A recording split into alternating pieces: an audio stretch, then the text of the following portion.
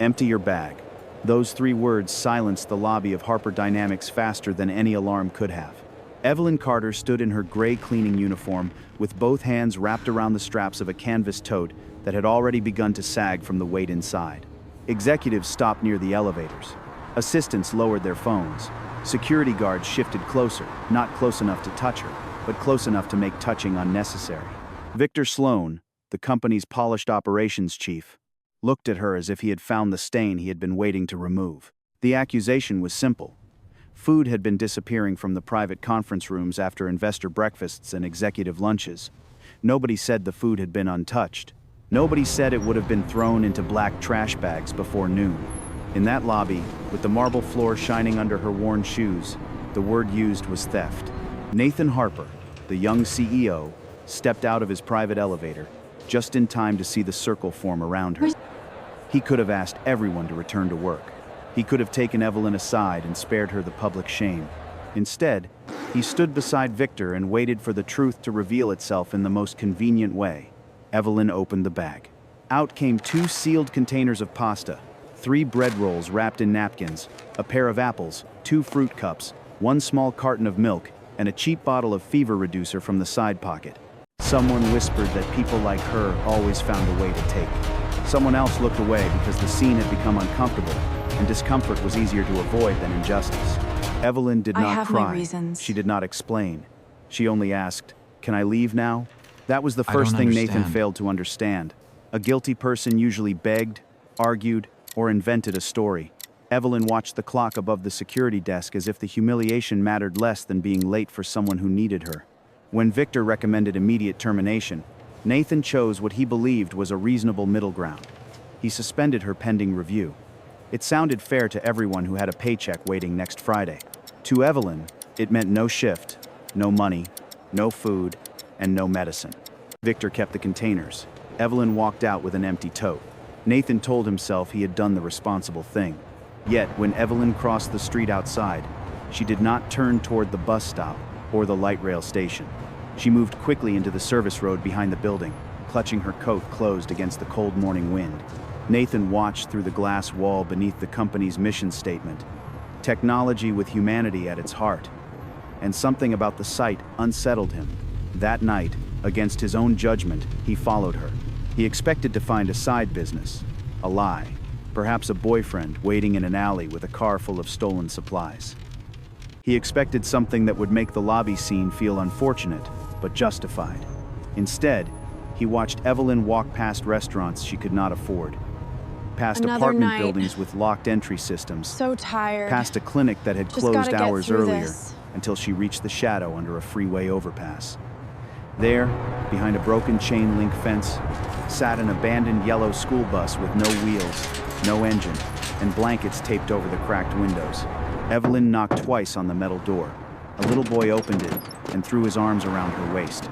Inside, Nathan saw 3 children sleeping under donated coats, a sick old woman coughing into a towel, school books stacked beside a flashlight, and paper plates waiting on a plastic crate.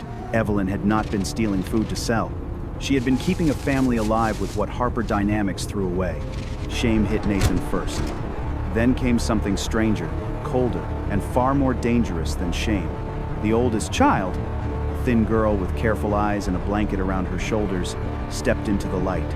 On her wrist was a silver bracelet engraved with the Harper crest, the same crest Nathan had seen locked inside his father's private study when he was a boy. It had belonged to Clara Harper, the half-sister his family said had vanished years ago because she wanted nothing from them.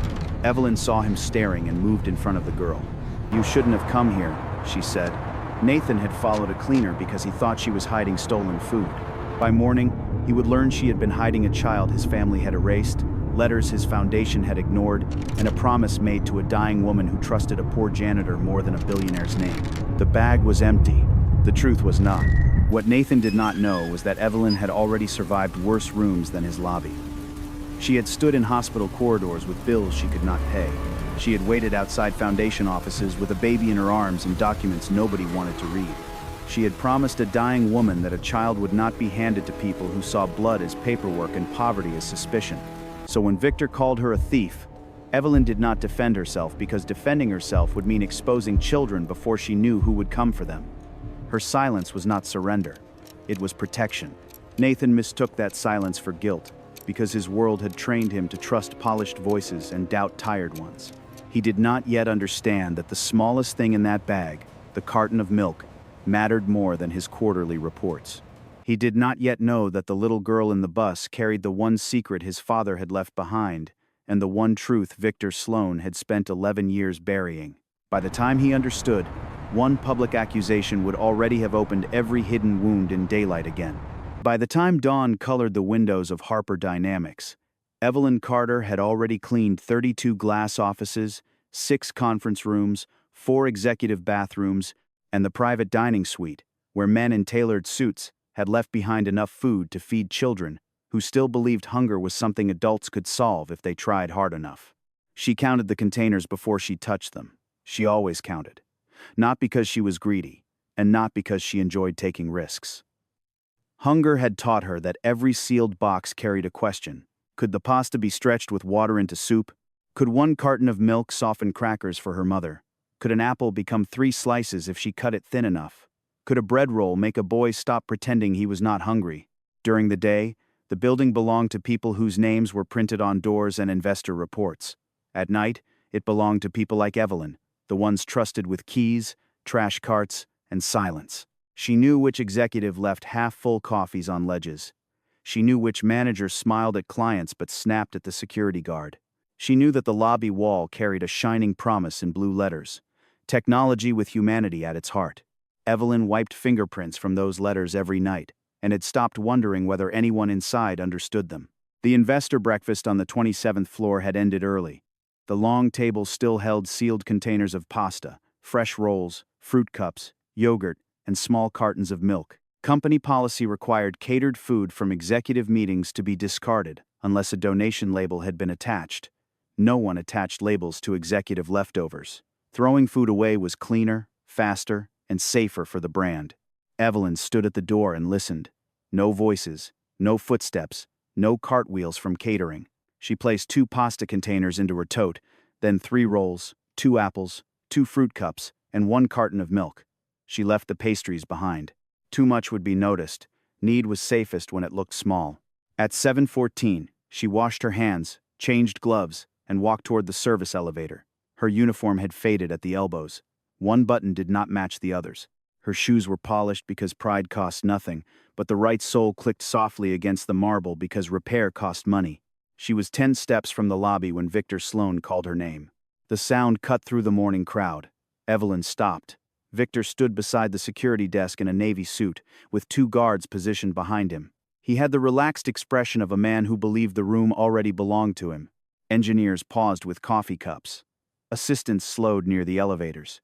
People who had never looked directly at Evelyn turned as if a stage had opened. "Mr. Sloan," Evelyn said. "Come here. Please." Please did not soften the command. Evelyn walked toward him and felt the tote press against her hip like evidence before anyone had named the crime. Victor announced that property had gone missing from executive conference rooms. Evelyn asked what property. He said food. Catered food purchased by the company. Someone laughed softly. Victor did not stop the laugh. He let it become part of the accusation. "That food was going to be thrown away," Evelyn said. "That is not your determination to make." She glanced at the front doors. Eli would be awake. Jonah would say he was fine even when his hands shook. Maya would be counting minutes. Her mother needed fever medicine before the coughing got worse. Evelyn said she could put everything back. Victor smiled. "So you admit you took it." The private elevator opened before she could answer. Nathan Harper stepped out, young, composed, and sharply dressed in the way of men who had never needed to hurry for a bus. He saw the circle around Evelyn and asked what was happening. Victor called it an internal theft issue. Nathan looked at the tote, then at Evelyn's uniform, and something closed in his face. It was not hatred, it was distance. Victor told her to empty the bag. Evelyn waited for Nathan to move the scene somewhere private. He did not. Slowly, she bent and opened the zipper. The pasta came out first, then the rolls, then the apples, the fruit cups, the milk, and the cheap fever reducer that rolled from the side pocket and tapped against the marble. A woman whispered, "Oh my God." A man muttered, "They always do this." Evelyn looked at the floor because if she looked at them, she might remember their faces later, and she could not afford more memories that hurt. Victor held one container between two fingers. Company property. It was trash. Not to you. Nathan asked why she had not asked. The question was almost gentle, which made it crueler. Evelyn could have told him that poor people learned not to ask because asking created records, records created judgments, and judgments brought strangers who separated children from the only adult they trusted. She could have told him about letters sent to his family foundation, calls that never came back, and a child who woke at night from dreams of being carried away. Instead, she said she had to go. Victor recommended immediate termination. Nathan chose suspension pending review. The executives around them accepted the phrase as fairness because it was calm and procedural. Evelyn heard what it really meant. No shift, no paycheck, no leftover food, no medicine. She bent to gather the food. Victor told her it stayed. Her hand stopped above the milk. For half a second, fear crossed her face. Nathan saw it before she hid it. Evelyn walked out with her empty tote. The crowd parted enough for her body, not enough for dignity. Outside, she did not turn toward the transit station. She crossed the street, clutched her coat closed, and disappeared down the service road behind the building. Nathan remained under the lobby slogan and watched her go. He told himself the matter would be handled by human resources. Then he remembered the way she watched the clock, the way she looked at the milk, the way fear appeared only when food was taken, not when her job was threatened. By evening, the thought still sat in his chest like a stone.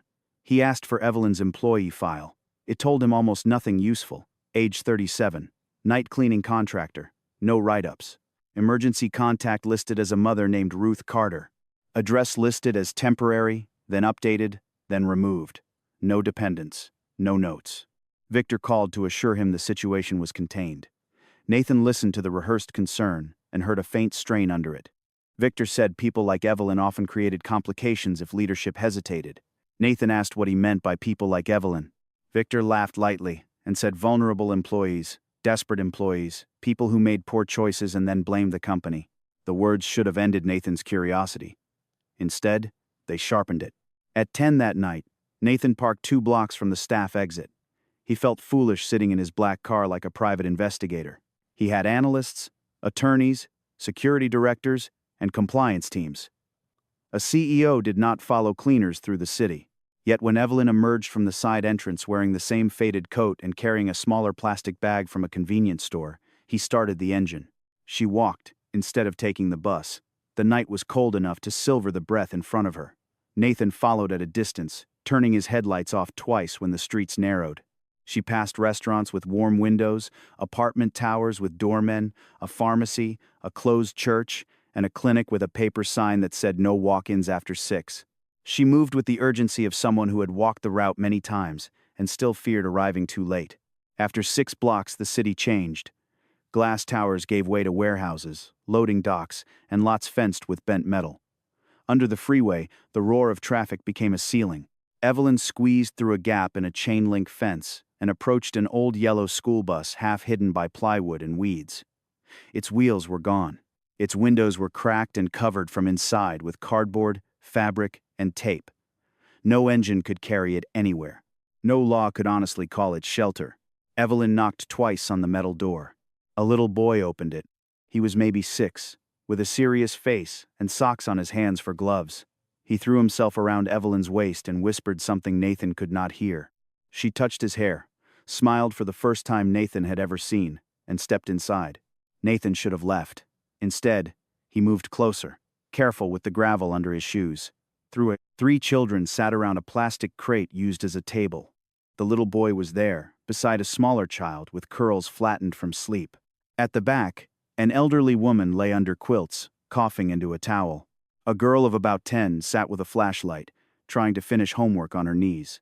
The bus held folded blankets, milk crates of clothes, a jug of water, school books, a bag of medicine, and paper plates waiting like hope made visible. Evelyn opened the plastic bag. There was not much inside. Crackers, a can of soup, 2 bananas bruised at the tips. She apologized to the children for not bringing more. The little boy said it was okay. The smaller one asked about milk. Evelyn touched his cheek and promised tomorrow would be better. Maya, the oldest girl, did not believe promises easily. She watched Evelyn's face and asked if the people at work had found out. "It is handled," Evelyn said. Children who had survived disappointment knew the sound of a lie told for love. Maya looked down but did not argue. Nathan felt his first wave of shame, immediate and physical. It warmed his neck and made the expensive collar of his coat feel tight. The food on his conference table had been nothing to him. To this bus, it had been breakfast, dinner, medicine, and peace. Then the girl shifted, and the flashlight struck her wrist. Silver flashed. Nathan leaned closer. The bracelet was delicate, too old and well-made to be costume jewelry. At its center was a small engraved crest, a hawk rising over a line of waves. The Harper crest. His father had kept the same mark on stationery, cufflinks, and the locked wooden box Nathan had been told never to open. The girl noticed him first. Her eyes widened. Evelyn turned, saw the shadow at the window, and moved with a speed that startled him. She stepped outside and pulled the door shut behind her. "You shouldn't have come here," she said. Nathan lifted both hands. "I was trying to understand." "No," Evelyn said. "You were trying to decide what kind of thief I was." The sentence landed because it was true. He looked past her toward the bus. "Who are those children?" "Children. That should be enough. They are living in a bus." "Yes, I noticed." He deserved the bitterness. He took a breath and lowered his voice. "I can help. I can call someone tonight. I can arrange a hotel. Medical care, food." Evelyn stepped closer. "Do not call anyone. Evelyn, this is not safe. Neither is being poor in front of people with authority." Nathan frowned. "Those children need services. Those children need not to be dragged away by strangers before breakfast. They need not to be split into separate cars because someone with a clipboard thinks survival looks suspicious. They need not to learn that asking for help is how you lose the only family you have." The force in her voice pushed him back more than shouting would have. It carried history. The bus door opened a crack. Maya looked out, thin face pale in the dim light. Evelyn turned quickly, but not before Nathan saw the bracelet again. "Where did she get that?" he asked. Evelyn's face changed. The anger became caution. "Get what?" "The bracelet. It belongs to her. That is my family crest." For a moment the roar of traffic overhead seemed to drop away. Evelyn said, "Then maybe your family should have answered the mail." The door shut behind her before Nathan could speak. He returned to his car with the sentence echoing in him. Answered the mail. His family foundation received thousands of letters every year. People begged for grants, medical coverage, emergency housing, scholarships, mercy. Staff sorted them. Committees reviewed them. Reports summarized them into numbers suitable for board meetings. He had never wondered what happened to letters that made someone uncomfortable. At home, Nathan did not turn on the lights at first. His penthouse looked over the city with a beauty that suddenly felt obscene. He walked to the study where his father's things remained locked in dark cabinets. Henry Harper had been dead for 4 years, and Nathan had inherited the company before he had finished grieving the man or questioning him. The locked wooden box was still in the bottom drawer. Nathan found the key behind a row of old medical journals where he had seen his father hide it once when he was 12. Inside were cufflinks, a fountain pen, a faded photograph, and a small envelope marked Clara. Clara Harper had been mentioned in Nathan's childhood as little as possible, a half-sister from before Henry's marriage. A mistake, according to Nathan's mother. A difficult girl, according to family friends. She had run away, rejected help, and vanished because she wanted nothing to do with them. That was the story Nathan had inherited without ever examining it. In the photograph, Clara stood on a beach beside Henry, dark hair blown across her face, the Harper bracelet shining on her wrist. She was smiling with the uncertain pride of someone being recognized by a father who did not do it often. Nathan sat down. The bracelet on Maya's wrist was not similar. It was the same. The next morning, Victor was waiting outside Nathan's office before Nathan arrived. He carried a folder and the expression of a man prepared to solve a problem quickly. "I reviewed the cleaner's file," Victor said. "Temporary address, no stable housing, no declared dependents. We should terminate and notify the contracting agency." Quietly, Nathan placed the photograph of Clara on his desk. "Tell me about Clara Harper." Victor did not move for half a second. It was almost nothing, but Nathan saw it. "Your sister?" Victor said. "Half-sister, technically. That is old family history. Painful for your father. Did she have a child? Victor folded his hands. Why are you asking? Answer the question. There were rumors. Unverified. Clara lived a chaotic life. People came around claiming things. Your father protected the company from that kind of exploitation. The words were polished. Too polished, Nathan said. Evelyn Carter told me my family should have answered the mail. Victor's gaze cooled. You went after her. I followed her. That was unwise. There are children living in a school bus under the freeway. One of them is wearing Clara's bracelet. Victor sat without being invited. Nathan, listen carefully. Desperate people study wealthy families. They find names, symbols, old photographs. They build stories because stories open wallets. Evelyn Carter was caught with stolen company property. Now she has involved a child and an heirloom. That is escalation. You think the bracelet is fake. I think this is a legal risk. That is not what I asked. Victor leaned forward. Your father spent years keeping certain matters from damaging the foundation. You are young enough to believe every hidden thing deserves daylight. Some hidden things are buried, because digging them up hurts innocent people. Nathan looked at the photograph again. Clara's smile did not look dangerous. It looked hopeful. I want the foundation archive on Clara, he said. Victor's mouth tightened. There may not be much. Then find what exists. Victor stood. Of course. I will handle it. After he left, Nathan called an attorney who had never worked for Harper Dynamics or the Harper Foundation. Her name was Leona Park, and she had once beaten his company in a data privacy dispute. He trusted her precisely because she did not owe him loyalty. I need a quiet records search, he said. Clara Harper. Possible child named Maya. Also Evelyn Carter. Hospitals, court filings, foundation correspondence if you can legally get it. Leona asked if this was corporate or personal. Nathan looked again at the girl in the photograph. I do not know anymore. While Nathan searched through paper, Evelyn searched for safety. She moved the children's documents from the crate to the cloth pouch under the loose seat near the back of the bus. Birth certificates, clinic forms, a letter from Clara with corners softened by years of being unfolded. A photograph of Clara holding newborn Maya with Evelyn beside them, exhausted and smiling. Maya watched her. Is he bad? Evelyn knew who she meant. Nathan Harper had the face of his father around the eyes, which made Evelyn distrust him and pity him at the same time. I do not know, she said. He looked scared. Rich people get scared when poor people have proof. Maya touched the bracelet. Mom said Grandpa gave this to her. Your mother told the truth. Then why did they not come? Evelyn folded the pouch and slid it back into hiding. There were questions children asked that adults deserved to answer and children did not deserve to carry. She sat beside Maya and brushed a strand of hair from her face. Because some doors are guarded by people who do not live behind them, Evelyn said. But that does not mean the house belongs to the guard. Maya frowned, trying to understand. Evelyn kissed her forehead. If something happens, you take the pouch. You remember what I told you. You ask for a lawyer before you sign anything. I am 10. Then you say it like a 10-year-old who knows she matters. Maya leaned against her. Are they going to take me? Evelyn looked toward the bus door. Not while I can stand. Leona Park called Nathan 3 days later. Her voice was clipped, which he learned meant she was angry. Clara Harper died 11 years ago after complications from untreated cardiomyopathy, she said. She had a daughter named Maya Clara Reyes, father unknown on the birth certificate. Emergency contact was Evelyn Carter. There are records of Evelyn contacting Harper Foundation after Clara's death. Certified letters. At least 4. 2 calls, logged through the public assistance line. 1 in-person visit to the foundation office 8 years ago. Nathan stood at his window and watched rain blur the city. I never saw any of this. Someone made sure you did not. Who signed the correspondence reviews? Leona hesitated. Victor Sloan. The name did not surprise him.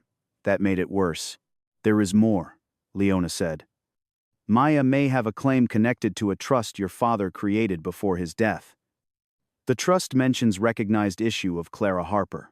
The language is messy, but if Maya is confirmed as Clara's child, she has rights. Not just emotional rights, financial ones, voting ones, perhaps. Nathan closed his eyes. A child in a bus had been an inconvenience to someone because she was also a legal fact. That evening he went back to the overpass without security. Without Victor, and without the certainty he had carried the first time. Evelyn was outside the bus boiling water on a small camp stove. She saw him and turned it off. "I told you not to come." "I found records," Nathan said. "Letters, calls, a hospital file, Clara's name, Maya's name, yours." Evelyn's expression did not soften. "And now you believe me because paper said it first. He deserved that too. I'm sorry." "For what part? The lobby? The following? The suspension? Or the 11 years your family ignored a child? All of it. That is a large apology. It is not enough." "I know." Evelyn looked tired then. Not weak, but worn down to the bone by years of emergencies that never became anyone else's priority. She told him about Clara. Not the family version. The real one. Clara had been 27 when Evelyn met her at a shelter for women who had nowhere safe to go. She had been pregnant, proud, frightened, and stubborn. She said the Harper name could buy anything except tenderness. She carried the bracelet in a sock because it was the last thing her father had given her before choosing peace with his public family over honesty with her. Clara wanted Maya to know where she came from, but she feared lawyers who would treat her daughter like a complication. When Clara's heart worsened, she asked Evelyn to make a promise. If Clara did not survive, Evelyn would try to contact the Harpers. But she would not hand Maya over unless she believed they saw her as a child, not a claim. "I tried," Evelyn said. "I sent everything. Birth certificate copies, photos, Clara's letter. I went to the foundation office with Maya in a stroller. They told me there was no appointment. A man in a gray suit came down and said the family was not interested in fraud. Victor. I did not know his name then. I knew his shoes cost more than my rent." Nathan stared at the bus. "Why did you keep her?" Evelyn looked at him as if the answer should have been obvious. Because she was crying, the simplicity of it defeated him.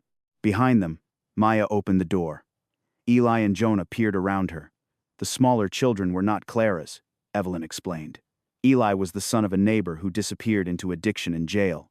Jonah was his little brother, born too early and passed from couch to couch until every couch vanished. Evelyn had meant to keep them for 1 week. Then winter came, then sickness, then eviction, then the bus. "You became responsible for everyone," Nathan said. "No," Evelyn said. "Everyone else became irresponsible first." The next morning, Victor acted. Evelyn had taken Maya to a free clinic because the girl's cough had deepened overnight. They were standing near the intake desk when 2 police officers entered with a child welfare investigator and a security consultant Evelyn recognized from Harper Dynamics. The consultant spoke politely. Polite men had always frightened Evelyn more than loud ones. They asked her to step aside. They asked for proof of guardianship. They asked why a child connected to a wealthy family was living under an overpass. They did not ask Maya whether she felt safe with Evelyn. They did not ask why the wealthy family had never come. Maya clutched Evelyn's sleeve. "Do not let them." Evelyn knelt in front of her. "Remember the pouch. Remember Leona Park if you hear her name. Say you want a lawyer. Say it clearly." The officer told Evelyn to stand. When she refused to release Maya until the investigator promised not to separate the children, the officer took her wrists. Maya screamed then. It was the kind of sound that made everyone in the clinic turn. The bracelet slipped from her wrist and struck the floor. Nathan arrived 8 minutes too late. He saw Evelyn being led outside in handcuffs. He saw Maya held back by an investigator who kept repeating, "Calm down." He saw the bracelet near the clinic door and picked it up before anyone else could step on it. Victor was there, immaculate beneath a black umbrella. "I tried to warn you," Victor said. "This is what happens when unstable people are allowed to manipulate a situation." Nathan's hand closed around the bracelet. "You called them. I protected the company and the child." "You mean the trust?" For the first time, Victor's mask thinned. "Be careful." News spread through Harper Dynamics before lunch. Cleaner accused of stealing food and hiding children. Internal risk under review. Social media carried a blurred photo from the lobby, Evelyn's bag on the marble, food arranged like shame. People who had watched the scene now said they had felt uncomfortable from the beginning. Feeling uncomfortable cost them nothing. In the holding room, Evelyn refused to sign the temporary transfer papers. A public defender advised cooperation. Evelyn asked who would take Maya. The answer came wrapped in official language.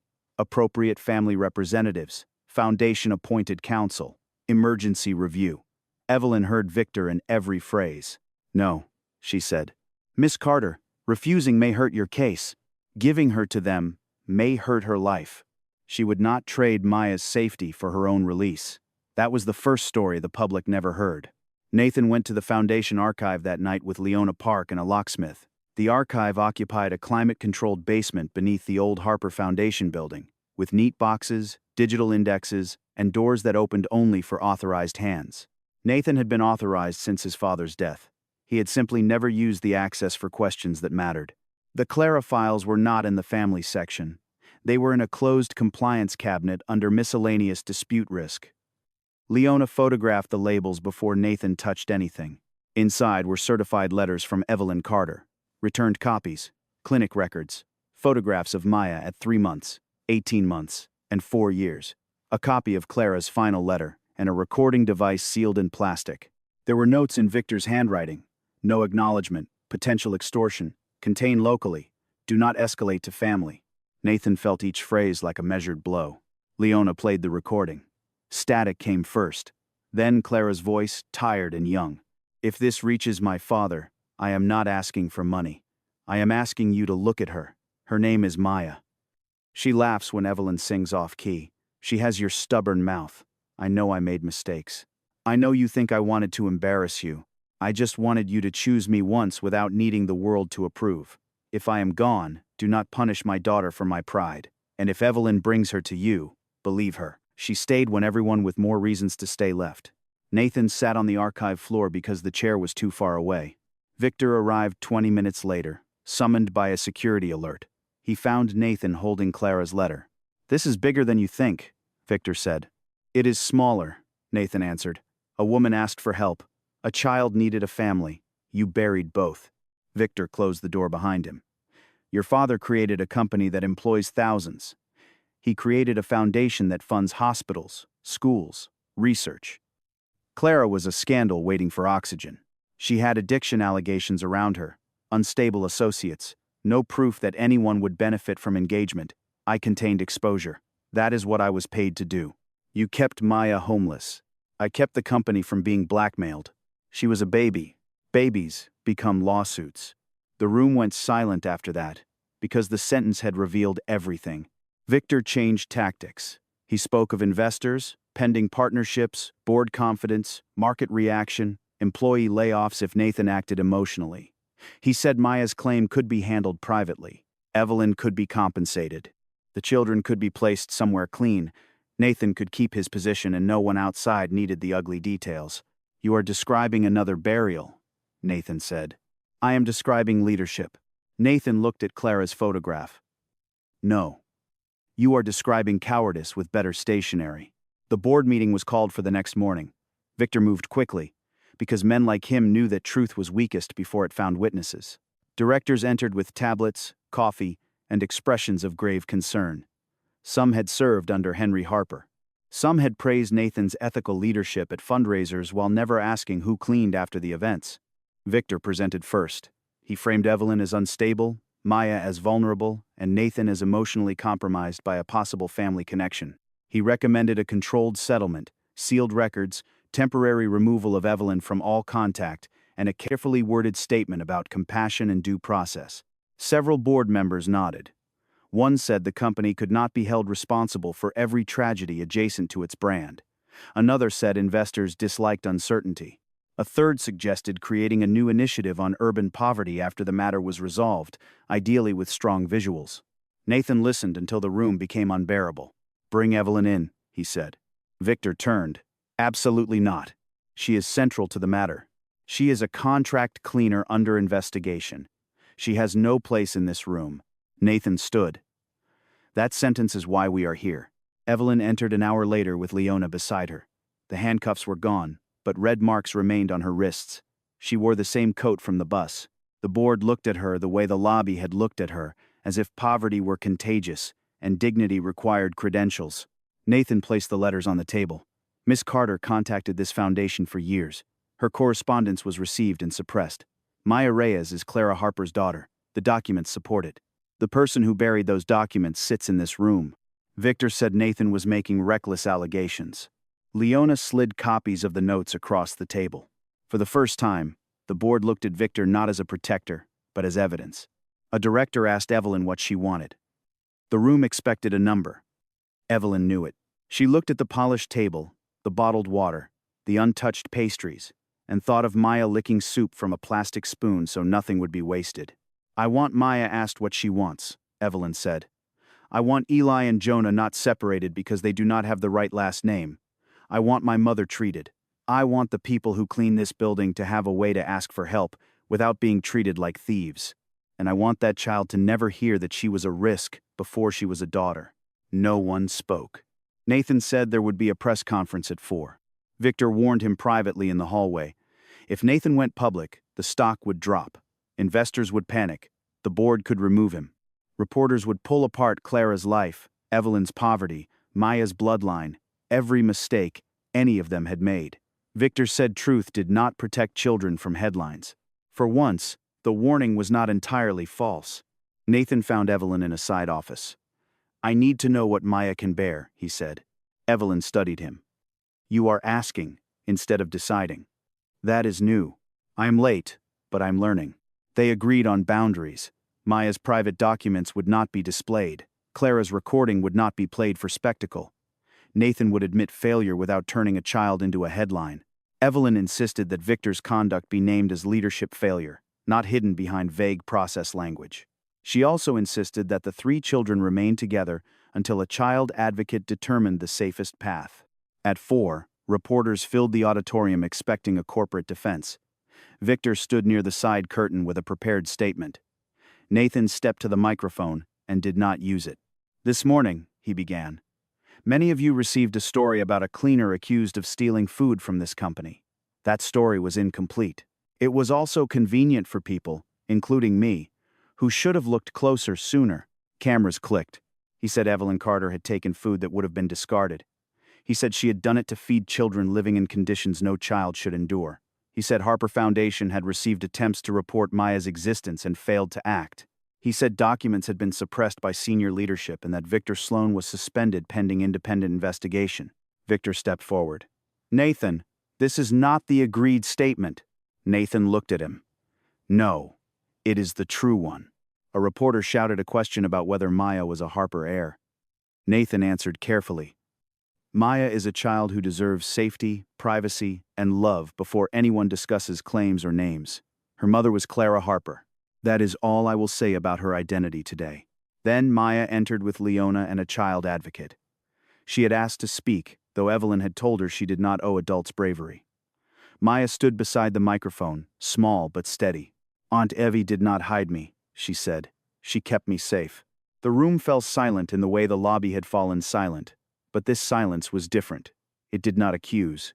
It listened. Evelyn stood at the back, one hand over her mouth, not because she was ashamed, but because being seen correctly after years of being misread felt almost too sharp to survive. The consequences did not arrive like a happy ending. They arrived like weather. Stock dipped. Commentators argued. Some praised Nathan. Others accused him of weakness. Victor's lawyers denied everything. The board considered a temporary leadership review. Evelyn's name appeared online beside words like hero, thief, guardian, opportunist, saint, fraud. Poverty had become public property, and she hated that part most. Nathan did not ask her to forgive him. That mattered. Instead, he arranged what she asked for and submitted to oversight from people outside his circle. Maya received an independent child advocate. Eli and Jonah were assigned advocates too, with clear instruction that their bond with Maya and Evelyn mattered. Ruth Carter entered a hospital without a payment argument at the front desk. The bus was inspected, photographed, and eventually emptied, but nothing was taken from it, without the children's permission. Nathan brought Maya to the Harper house once, thinking blood might offer comfort. The house overwhelmed her. Portraits watched from walls. Staircases rose like rules. A cook offered lunch on porcelain plates, and Maya whispered that Eli would have liked the soup. Nathan understood then that if he rescued only the child who shared his blood, he would repeat the same moral failure in a prettier room. He drove her back to the temporary apartment where Evelyn was staying with all 3 children and Ruth. He did not ask Maya to call him uncle. He did not ask her to trust him faster. He sat at the kitchen table and let Jonah show him a broken toy truck, let Eli ask if CEOs knew how to mop, and let Maya leave the room whenever she needed to. Weeks became months. Victor's documents led to criminal inquiry and civil suits. More buried letters surfaced, not only about Maya, but about workers who had asked the foundation for emergency help while serving food at its galas. Nathan testified before his own board. He admitted that he had inherited systems he had benefited from and never inspected. It did not make him noble. It made him responsible. Evelyn returned to Harper Dynamics once before the new program opened. The lobby had changed only slightly. The same marble, the same elevators, the same blue words on the wall. Yet people looked different when she entered. Some were ashamed, some curious, some eager to thank her in a way that would make them feel cleansed. She did not enter through the service door. Nathan met her in the lobby where the bag had been opened. For a moment neither spoke. The place remembered, even if people pretended rooms did not hold echoes. "I cannot undo that morning," Nathan said. "No," Evelyn replied. "You cannot. I can make sure it never happens the same way again." "You can try," she said. "Trying is not a speech. It is a budget, a policy, a person answering the phone at midnight, and someone believing the cleaner before the rumor." He nodded. "That is why I need you on the council. With voting power, paid, public, independent." Evelyn almost laughed. "You want the woman your company accused of stealing food to help run your foundation?" "Yes. Especially her." She looked at the wall, technology with humanity at its heart. "Then the first rule is that humanity does not live in a slogan." Clara House opened 6 months after the press conference in a renovated building near the same overpass where the bus had stood. It was not called a shelter in the old sense. Evelyn hated words that made people sound stored. It was emergency housing with legal help, medical coordination, child advocates, food support, and a 24-hour doorbell answered by human beings trained to say "come in" before they said "prove it." The advisory council included a night cleaner, a cafeteria worker, a security guard, a single father from maintenance, a pediatric social worker, and Evelyn Carter, who refused to sit at the head of the table even when people tried to place her there. Nathan attended without controlling the agenda. The first budget line Evelyn fought for was transportation, because she said help across town might as well be on the moon to someone with 3 children and no fare. At the entrance to Clara House, mounted beside the reception desk, hung the old bus doorbell. The bus itself had been dismantled after the children chose what to keep. Maya kept the flashlight. Eli kept the plastic crate that had been their table. Jonah kept the blanket with blue stars. Evelyn kept nothing at first, then went back for the small dented pan in which she had warmed soup on the worst nights. She said a person should remember not only suffering, but the tools that helped them outlast it. Maya did not change her last name. Not then, maybe not ever. Nathan learned not to treat that as rejection. She visited Clara's grave with him and Evelyn on a cold, clear morning. Nathan brought flowers. Maya brought the bracelet. Evelyn brought the recording, not to play, but to hold. At the grave, Maya asked if her mother had been angry. Evelyn answered before Nathan could turn grief into something polished. She was lonely. Sometimes lonely looks like anger when nobody comes. Maya touched the stone. "I came," Nathan said. "I should have come sooner." The child looked at him with the hard honesty children use before adults teach them to soften truth. Yes, he accepted it. 1 year after the morning in the lobby, Harper Dynamics held no gala to celebrate Clara House. Evelyn refused a gala. Instead, they served dinner in the common room. Pasta, bread rolls, fruit cups, milk, soup, apples sliced thin for children who wanted them that way. People ate before speeches. Evelyn insisted on that too. Ruth Carter sat near the window with a blanket over her knees, breathing easier after months of treatment. Eli and Jonah argued about a board game. Maya helped a younger child with homework by flashlight, even though the lights worked perfectly. Some habits were not signs of damage, Evelyn said. Some were proof that a person had learned how to make light. Nathan arrived carrying trays from the kitchen. A maintenance worker teased him about holding them wrong. Nathan laughed and adjusted his grip. Evelyn watched from across the room. He was still rich, still powerful, still capable of making mistakes that affected more lives than he could count. But now he looked at the people who cleaned, cooked, guarded, and carried. Looking was not redemption, but it was where redemption had to begin.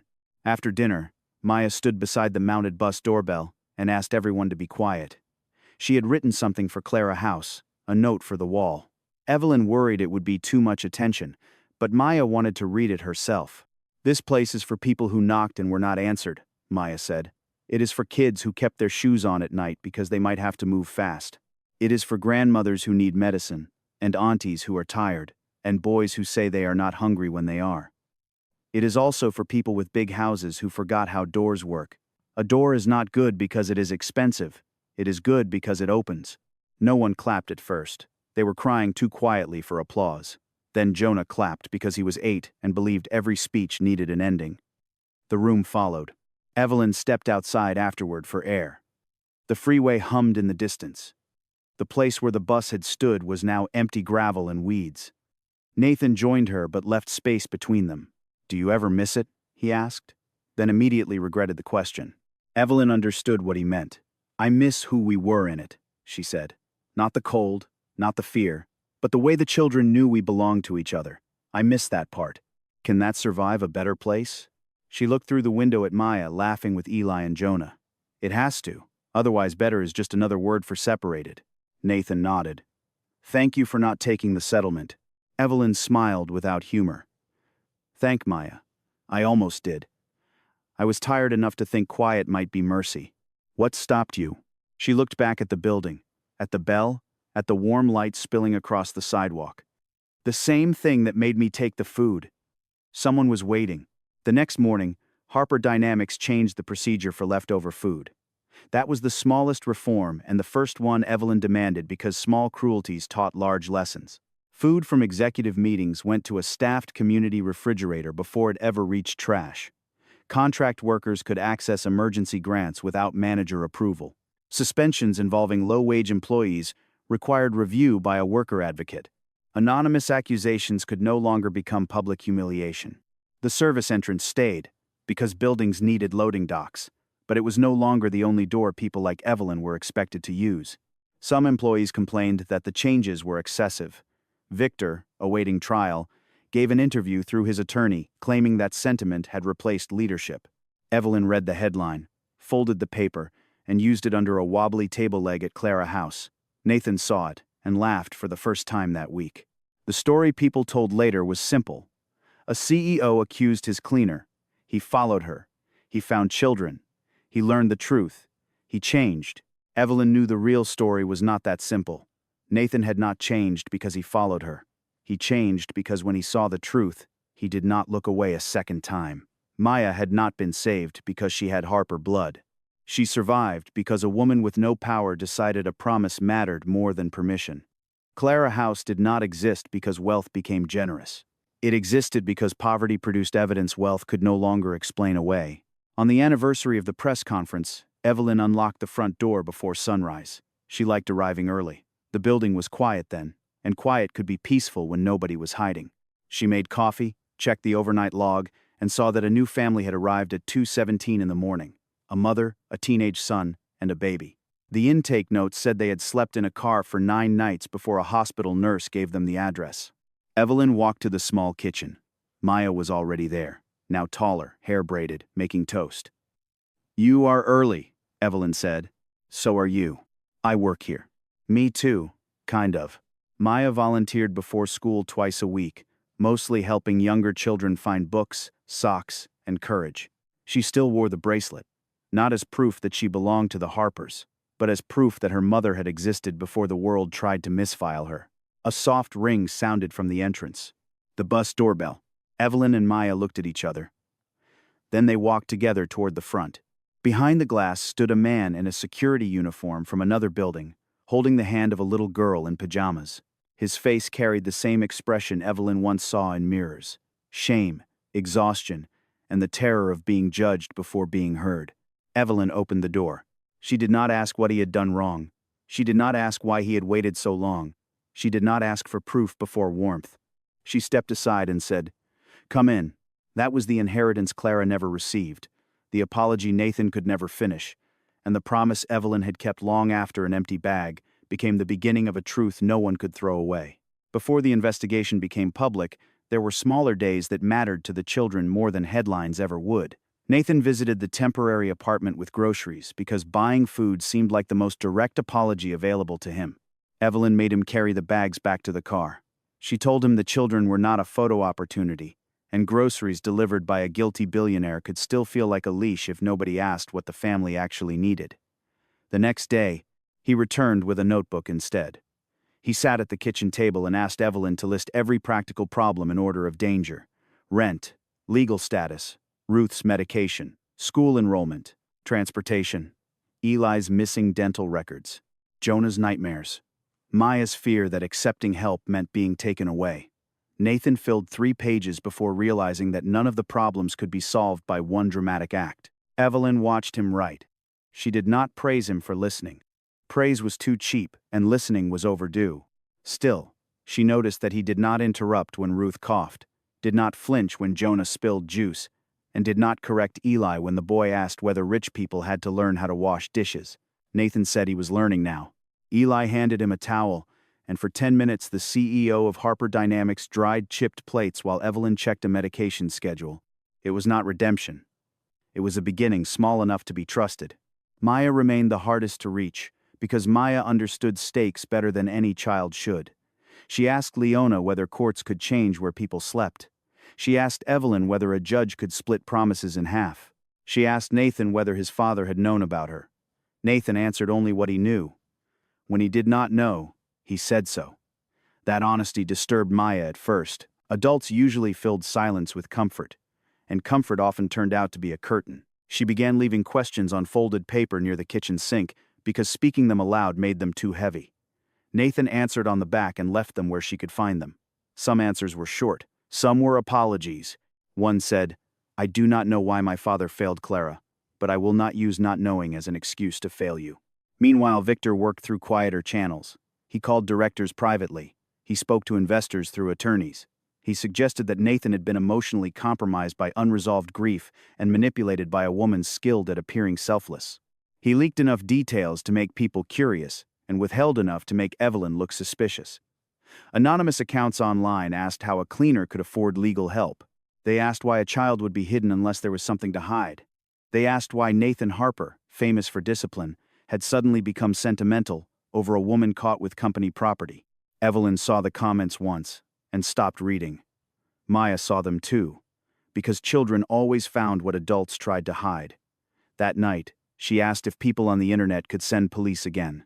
Evelyn sat beside her bed and said people could send many things, but not all of them had to be received as truth. Maya asked what truth felt like.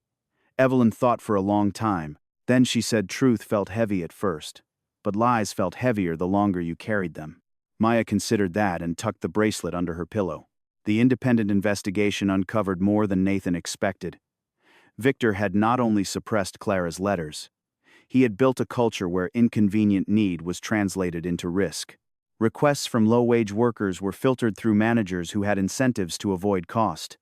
Emergency aid required documentation impossible for people in crisis to gather quickly. The foundation's public campaigns featured smiling employees at volunteer days, yet contract workers were excluded from the benefits promoted in those campaigns. Evelyn had been called a thief for taking food, while the company spent more on table flowers for donor dinners than on its emergency hardship fund in an entire quarter. Nathan read the report alone the first time, and then again with Evelyn. She did not let him hide inside shock. She pointed to each policy and asked who it helped. If the answer was mostly the company, she crossed it out. If the answer required a desperate person to prove dignity before receiving help, she crossed it out. If the answer gave a manager power over an employee who feared retaliation, she circled it twice and wrote dangerous in the margin. Nathan watched her edit the institution that had once edited her out. Ruth recovered slowly. She did not trust hospitals, but she trusted the nurse who learned her name without looking at a wristband. On better days, she told Nathan stories about Evelyn as a child, about a girl who saved coins in a jar for neighbors who had less, then pretended she had no idea who left envelopes under doors. Evelyn complained that her mother exaggerated. Ruth said mothers were allowed to remember accurately in emotional language. Maya laughed at that, and the laugh startled everyone because it sounded like a window opening. Eli and Jonah adjusted differently. Eli became fascinated by the rules of the temporary apartment. He asked whether the locks were real, whether the heat stayed on all night, whether food in the refrigerator belonged to everyone or only to the person who bought it. Jonah carried bread rolls in his pockets until Evelyn found 3 flattened pieces in the laundry. She did not scold him. She put a small basket on the counter and told him food lived there when he needed proof. After a week, the basket stayed full. After 2 weeks, Jonah stopped checking it before bed. Those changes taught Nathan more than board reports. Security was not a grand announcement. It was a child sleeping with both shoes off. It was an old woman taking medicine before pain became emergency. It was a girl asking a question without flinching from the answer. It was Evelyn sitting down to eat while the soup was still hot, because no one at the table needed her to disappear into service first.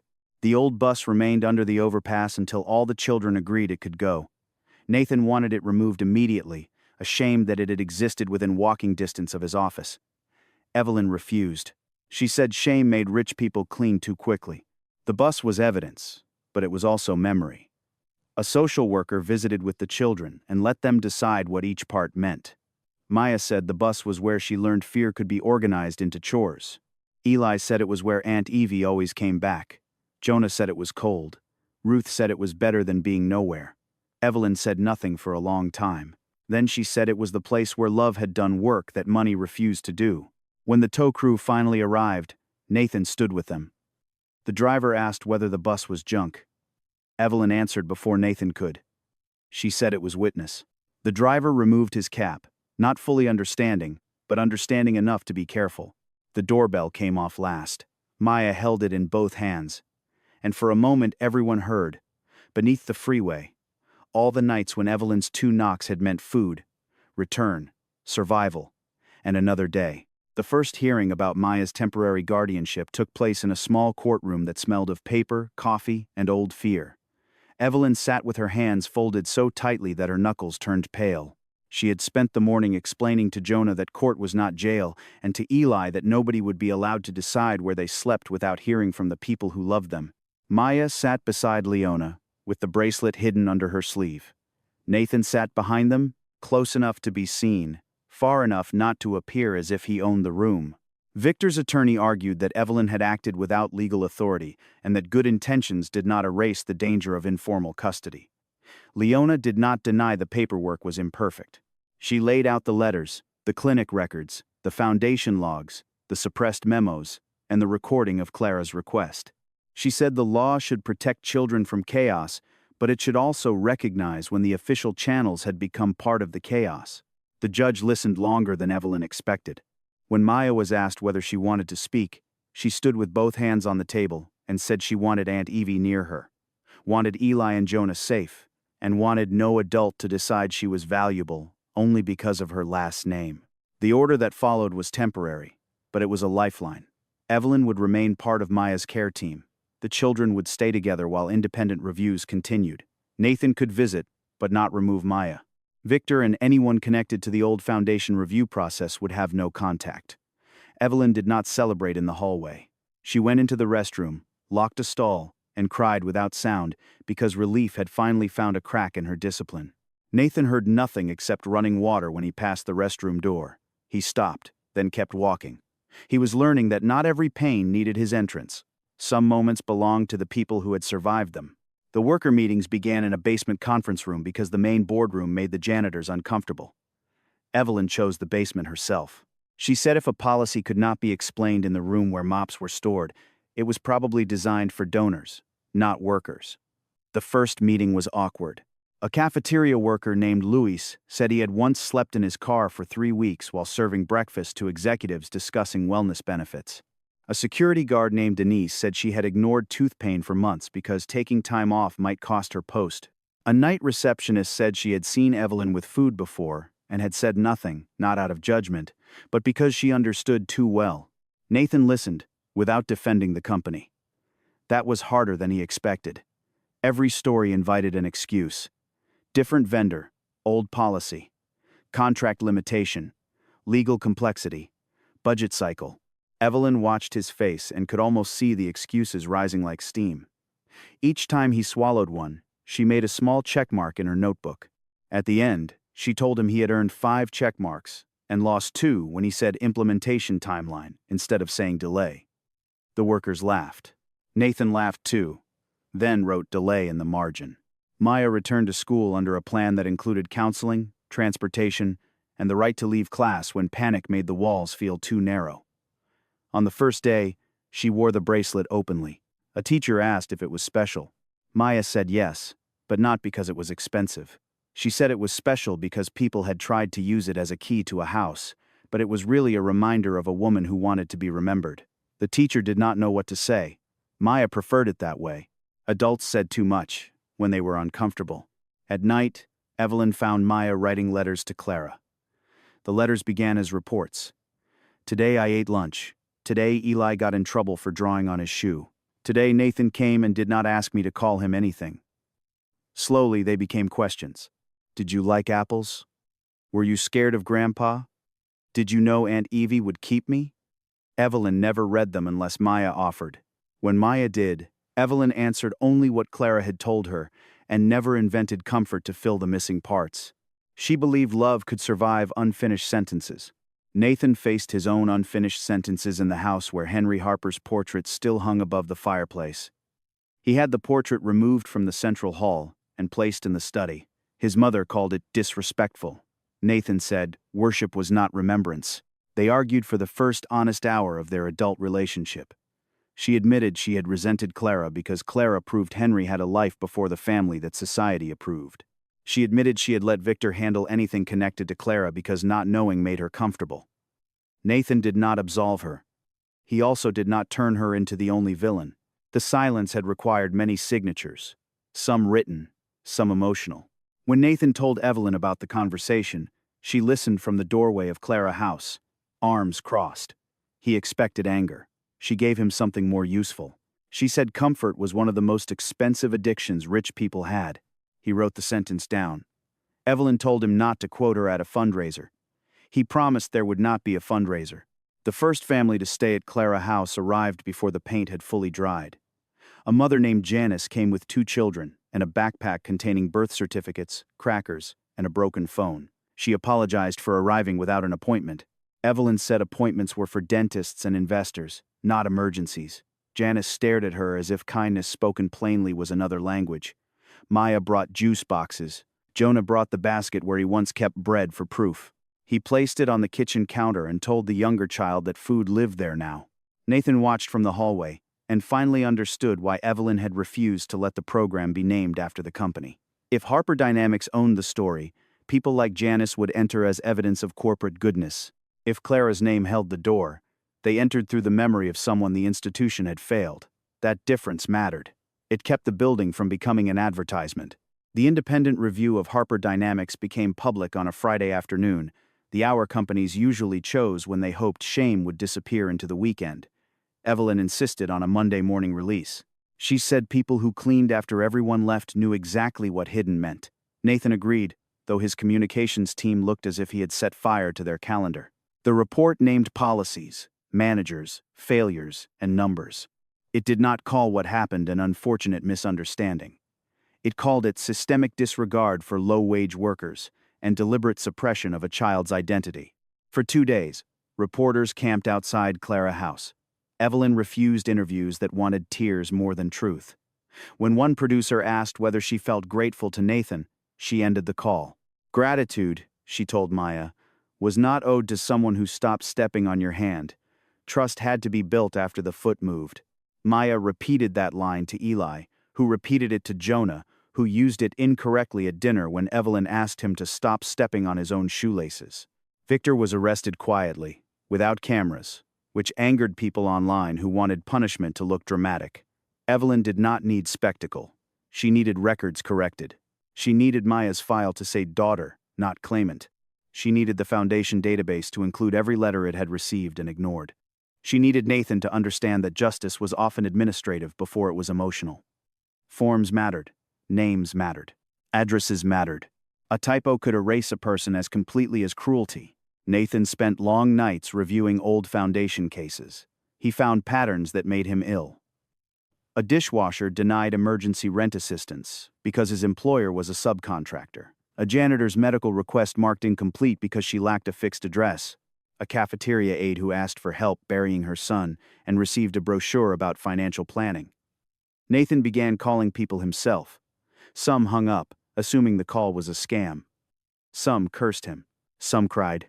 One woman said his apology was 4 winters late. Nathan wrote that down too, because lateness did not become smaller when named. Evelyn warned him not to make grief his new performance. He asked how he would know the difference. She said performance needed witnesses, while repair kept working when everyone went home. After that, he came to Clara House on Tuesday evenings without photographers, agenda packets, or speeches. Sometimes he fixed shelves badly, and Louise fixed them again. Sometimes he drove families to appointments. Sometimes he sat with Ruth while she sorted, donated socks by size and told him he folded like a man raised by staff. Ruth's teasing was gentle, but the truth inside it was not. One evening, Maya asked Nathan to take her to the old foundation office where Evelyn had been turned away years earlier. He hesitated, afraid the place would hurt her. Maya said places already hurt people whether they visited or not. She wanted to see the door. They went after closing. The lobby was dark, the reception desk empty, the marble floor reflecting the city lights. Maya stood where Evelyn had once stood with a stroller and a folder full of proof. She touched the desk, then looked at Nathan. "Did anyone sit here and decide I was fake?" she asked. "Yes," Nathan said. The word scraped his throat. "And did anyone else walk by?" "Probably. Then it was not just Victor." "No." Maya nodded. She did not cry. She took a folded letter from her pocket and placed it on the desk. It was not addressed to Victor or Henry or Nathan. It was addressed to the next person who might be told to wait. In it, she wrote that if a child came with proof of pain, the first job of the person behind the desk was to believe enough to check. Nathan had the letter framed behind the reception desk when the building reopened under new leadership. Evelyn approved only after confirming that the frame could be opened, because she said sacred things should not be trapped where nobody could touch them. The day Maya first slept through the night without waking to count people, Evelyn woke anyway. She stood in the doorway and listened to the even breathing in the apartment.